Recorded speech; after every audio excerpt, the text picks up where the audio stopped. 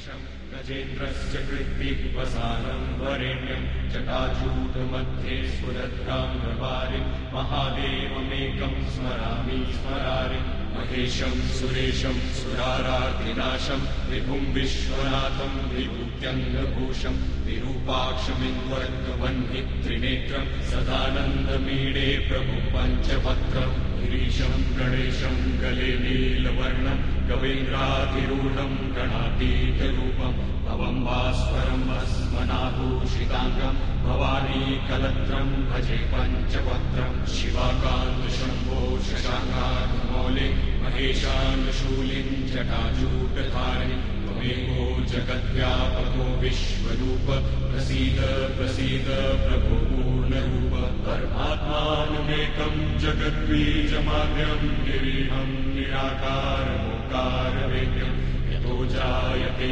पाल्यते येन विश्वं तमीशं भजे लीयते यत्र विश्वं न भूमिर्न चापो न बन्धिर्न वायुः न चाकाशमास्ते न तन्द्रा न निद्रा न ग्रीष्मो न शीतं न देशो न वेशो न यस्यास्ति मूर्तिस्त्रिमूर्ति तमीळे अजं शाश्वतं कारणं कारणानां शिवं केवलं भासकं भासकानां तुरीयं तमः पारमात्यन्तहीनं प्रपद्ये परं पावनं द्वैतहीनं नमस्ते नमस्ते विभो विश्वमूर्ते नमस्ते नमस्ते चिदानन्दमूर्ते नमस्ते नमस्ते तपो योगगम्य नमस्ते नमस्ते श्रुतिज्ञानगम्य प्रभो शूलपाणे विभो विश्वनाथ महादेव शम्भो महेश त्रिनेत्र शिवाकान्त शान्त स्मरारे पुरारे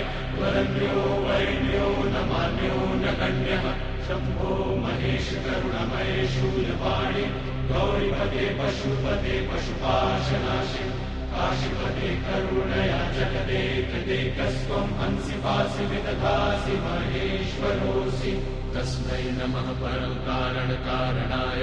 दीप्तोज्ज्वलज्वलितपिङ्गललोचनाय नागेन्द्रहारकृतकुण्डलभूषणाय ब्रह्मेन्द्र विष्णुवरदाय नमः शिवाय श्रीमत्प्रसन्न शशिपन्नगभूषणाय